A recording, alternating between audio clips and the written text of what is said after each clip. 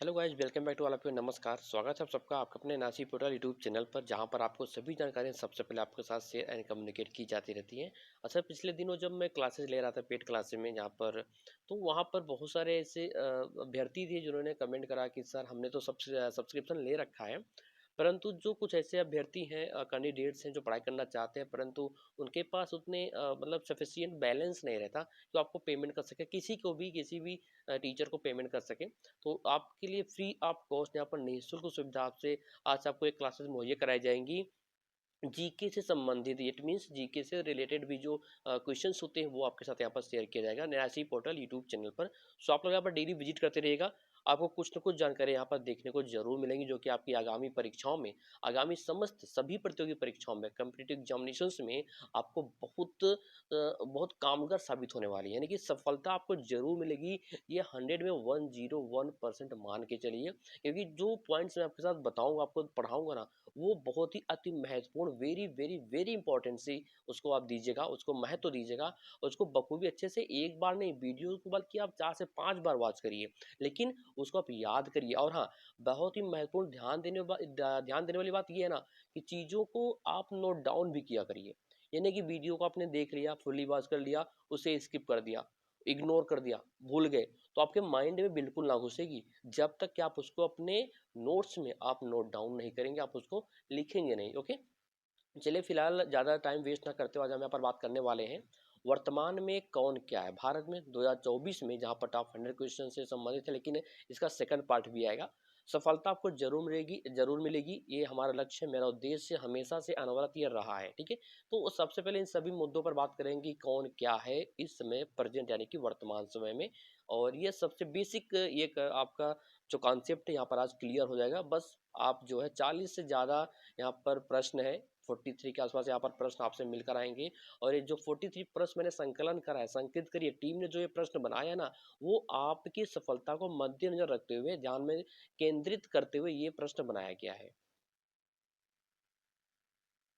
And guys, video के link को maximum जरूर शेयर करना, जिससे कि अन्य सभी जो अभ्यर्थी हैं जो पढ़ाई करते हैं उनके पास भी ये इन्फॉर्मेशन पहुंच सके और वो ये निःशुल्क सुविधा का लाभ बिल्कुल उठा सके। ठीक है, एंड चैनल को सब्सक्राइब करना बिल्कुल भी ना भूलिएगा। चलिए बात करते हैं, यहाँ पर पद का नाम है और संबंधित व्यक्ति, यानी कि कौन सा पद किस व्यक्ति से संबंधित है, आज इस मुद्दे पे हम बात करेंगे। तो जो सबसे पहला पॉइंट वो है कि भारत के 15वें राष्ट्रपति कौन है, तो आप सबको पता है कि द्रौपदी मुर्मू है। ठीक है, द्रौपदी मुर्मू जो है 15वीं राष्ट्रपति हैं। अब यहाँ पर आप कमेंट करके हमें ये बताइएगा कि भारत का 14वां राष्ट्रपति कौन था। ठीक है, ये जरूर कमेंट करके बताइएगा, बहुत ही महत्वपूर्ण और धमाकेदार एंट्री है ये। भारत के 14वें उपराष्ट्रपति यानी कि वाइस प्रेसिडेंट कौन है, तो जगदीप धनखड़ जी हैं। यहाँ पर देखिए, यहाँ पर अच्छा, काफी कोई प्रश्न में पूछ लेता है ना कि भारत के 14वें उपराष्ट्रपति कौन है, या फिर ये पूछ लेता है भारत के 13वें राष्ट्रपति कौन थे।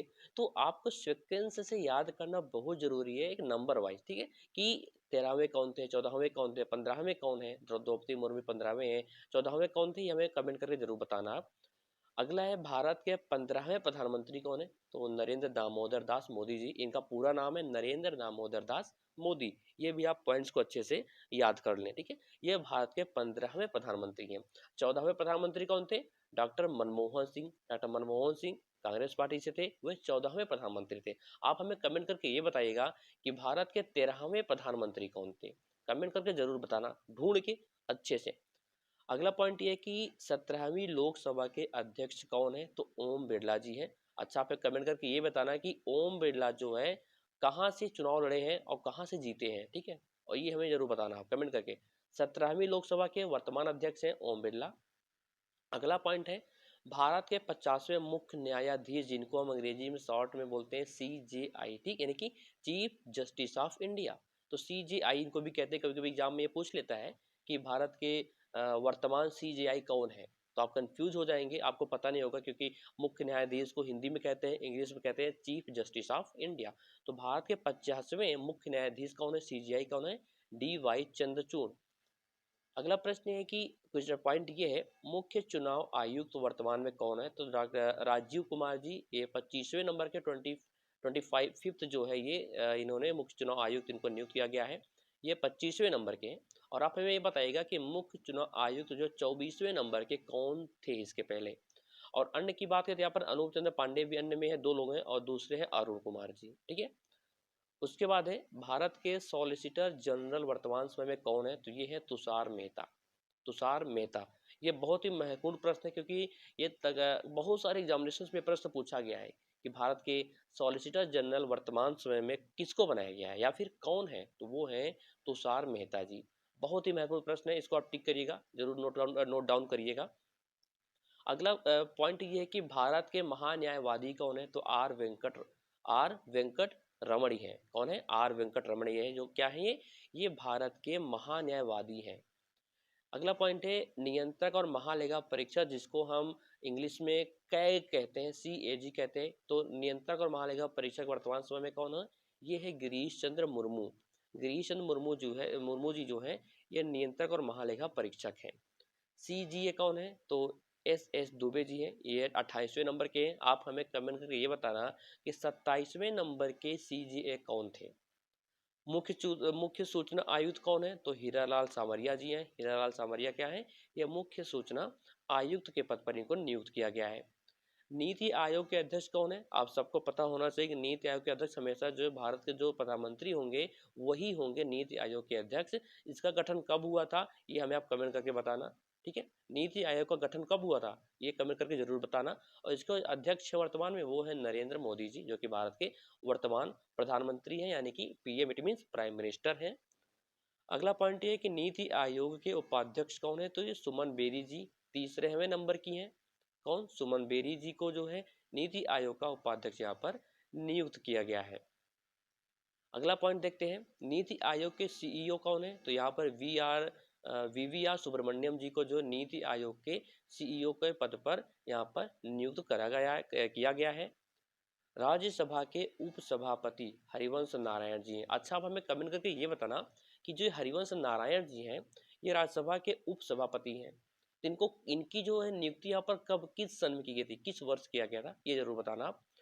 लोकसभा के महासचिव कौन है, तो उत्पल कुमार सिंह, यानी कि उत्पल कुमार सिंह जी को जो है लोकसभा का महासचिव बनाया गया है और अभी भी है ये। राज्यसभा के महासचिव कौन है, पीसी मोदी कौन है, ये राज्यसभा के महासचिव हैं। और लोकसभा के महासचिव कौन है, उत्पल कुमार सिंह, ठीक है। यानी कि लोकसभा के महासचिव और राज्यसभा के महासचिव, ये कभी कंफ्यूज मत होना दो चीज़ों को लेकर, दोनों को अच्छे से आप नोट कर लें, याद कर लें। राष्ट्रीय सुरक्षा सलाहकार कौन है, अजीत डोभाल, आप सभी जानते हैं, ठीक है।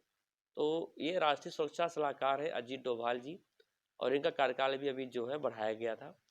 उपराष्ट्रीय सुरक्षा सलाहकार कौन है, पंकज कुमार सिंह। अभी एग्जामिनेशन में तो प्रतियोगी परीक्षाओं में ये प्रश्न पूछता है, क्या पता ये भी पूछ ले कि उपराष्ट्रीय सुरक्षा सलाहकार कौन है, पंकज कुमार सिंह, ठीक है।